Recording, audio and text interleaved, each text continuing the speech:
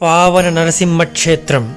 మనం ఇప్పుడు ఎగువ అహోబిలానికి దక్షిణంగా దాదాపు 6 కిలోమీటర్ల దూరంలో వెలసిన పరమ పావన క్షేత్రం పావన నృసింహ లేదా పాములేటయ్య క్షేత్రానికి పయనమవుతాం. ఈ ఆలయాన్ని చేరుకునేందుకు దట్టమైన అడవిలో కొండదారిలో నడవాల్సి ఉంటుంది. పరమ పావనమూర్తి అయిన ఆ పావన నరసింహుని మనసారా ధ్యానిస్తూ ముందుకు నడుద్దాం. పావన నరసింహ ఆలయం యొక్క మూలం ఇప్పుడు తెలుసుకుందాం. అహోబిలం అనేది గరుడదేవుడు తపస్సు చేసి నరసింహదేవుడి దర్శనం పొందిన పవిత్ర స్థలం. గరుడదేవుడి తర్వాత అనేక మంది ఋషులు ఇక్కడ తపస్సు చేసి నరసింహుడి ఆశీస్సులు పొందారు. ఈ ప్రత్యేక ఋషుల ఉత్సాహం ఫలితంగా అహోబిల క్షేత్రంలో నరసింహుడి 9 ప్రత్యేక రూపాలు వ్యక్తమవుతున్నాయి.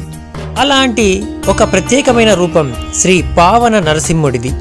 ఒకసారి భరద్వాజ ఋషి గోహత్య దోషంతో బాధపడ్డాడు.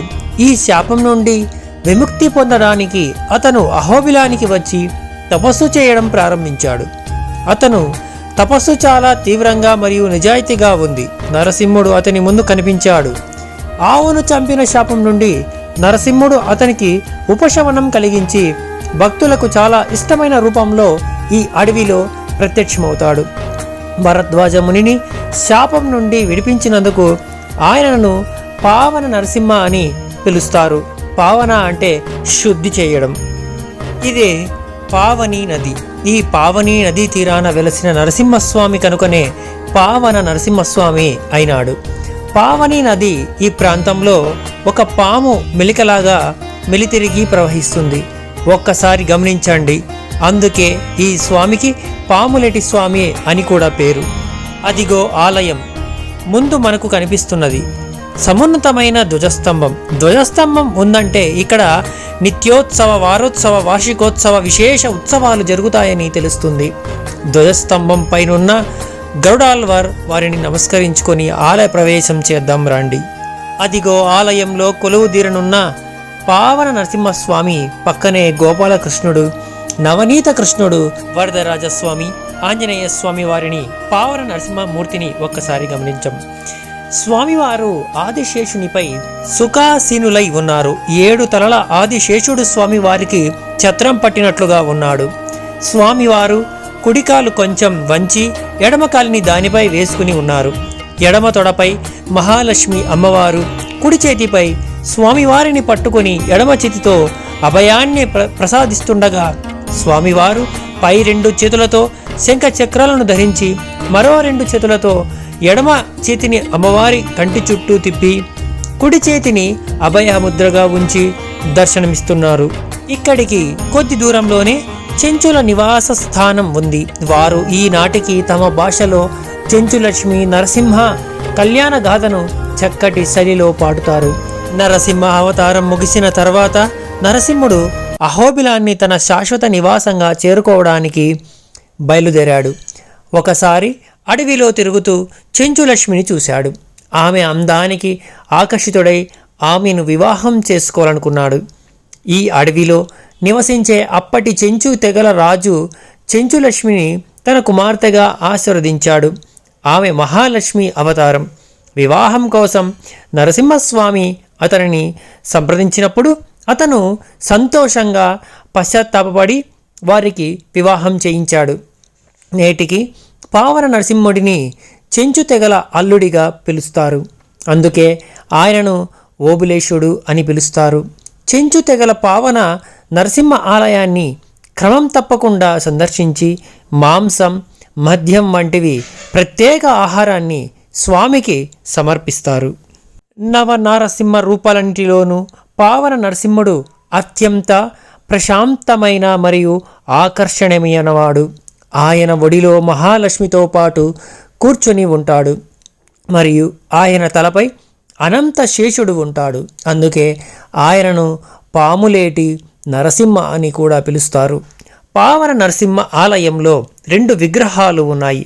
అసలు విగ్రహం మరియు పురాతన విగ్రహం ఇకపై పూజించబడవు. కొత్త విగ్రహం నిత్య పూజను పొందుతుంది. వారాంతపు రోజులలో పావన నరసింహ ఆలయానికి భక్తుల సంఖ్య చాలా తక్కువగా ఉంటుంది. వారాంతపు రోజులలో చాలామంది సందర్శకులు ఆలయాన్ని సందర్శిస్తారు. ఆలయం ఉదయం 8 గంటల నుండి మధ్యాహ్నం 1 గంట వరకు మరియు మధ్యాహ్నం 3 గంటల నుండి సాయంత్రం 7 గంటల వరకు తెరిచి ఉంటుంది. వారం రోజులలో పూజారి అందుబాటులో లేకపోతే ఆలయం తెరిచి ఉండకపోవచ్చు.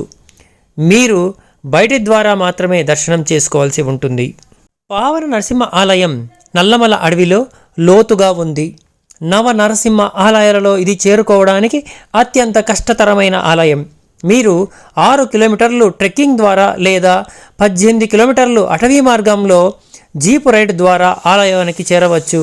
వర్షాకాలంలో రహదారి మూసివేయబడుతుంది మరియు ఆలయం ప్రవేశించలేనిదిగా ఉంటుంది. మీరు ఇప్పటికీ ఒంటరిగా సాహసయాత్ర చేయాలనుకుంటే చేరుకోవడానికి ఇక్కడ మార్గాలు ఉన్నాయి. పావన నరసింహ ఆలయాన్ని సందర్శించడానికి ముందుగా అహోబిలం చేరుకోవాలి. వాయు మార్గం ద్వారా అహోబిలంకు సమీప విమానాశ్రయం కడప విమానాశ్రయం లేదా చెన్నై లేదా బెంగళూరు నుండి ప్రత్యక్ష విమానాలు ఉన్నాయి. ఇతర సమీప విమానాశ్రయాలు వరుసగా చెన్నై, తిరుపతి మరియు బెంగళూరు. కడప విమానాశ్రయం నుండి మీరు అహోబిలం చేరుకోవడానికి ట్యాక్సీ తీసుకోవచ్చు. అలాగే బస్సు మార్గాలు కూడా ఉన్నాయి. రైలు ద్వారా అహోబిలానికి సమీప railway station Kurnool railway station ఉంది. ఇక్కడ నుండి మీరు రోడ్డు సేవలు కూడా వినియోగించుకోవచ్చు. రోడ్డు మార్గం ద్వారా అహోబిలం సమీపంలోని ప్రధాన నగరాలు చెన్నై, బెంగళూరు మరియు హైదరాబాదు అహోబిలం జాతీయ రహదారి ద్వారా ఈ నగరాలతో బాగా అనుసంధించబడి ఉంది. మీరు ఇక్కడి నుండి అహోబిలం వరకు డ్రైవ్ చేసుకోవచ్చు. ఈ పావన నరసింహస్వామిని ఎవరైతే శ్రద్ధగా పూజిస్తారో వారికి తీరని లోటు అంటూ ఉండదు. ఇది నవగ్రహానికి చెందిన బుధగ్రహం. ఎవరి జాతకంలో అయితే బుధగ్రహం సరిగా ఉండదో వాళ్ళు ఈ ప్రదేశానికి వచ్చి స్వామిని అత్యంత శ్రద్ధతో పూజించగలిగితే వాళ్ళకి బుధగ్రహ దోషం అనేది తగ్గుతుంది. ఇలా ఎంతోమంది పావన నరసింహస్వామిని ఆరాధించి వాళ్ళ కోరికలను నెరవేర్చుకుంటారు. ఇందులో ప్రధానంగా చెప్పుకోవలసిన ఒకటి నరసింహస్వామి ఇక్కడ చాలా సంతోషకరంగా ఎవరు ఏమి అడిగినా వాళ్ళ కోరికను తీర్చే దేవుడిగా ఇక్కడ ఉంటాడు. కావున అందరూ పావన నరసింహస్వామిని పూజించి ఆ ఆలయాన్ని దర్శించి వాళ్ళ కోరికలను భక్తి శ్రద్ధలతో కోరుకునే ఎడల వాళ్ళకి తీరని వరం అంటూ ఉండదు. ఆ నరసింహుని గురించి మీరు అందరితో చెప్పి ఈ పావన నరసింహ క్షేత్రాన్ని సందర్శించాల్సిందిగా ప్రార్థన.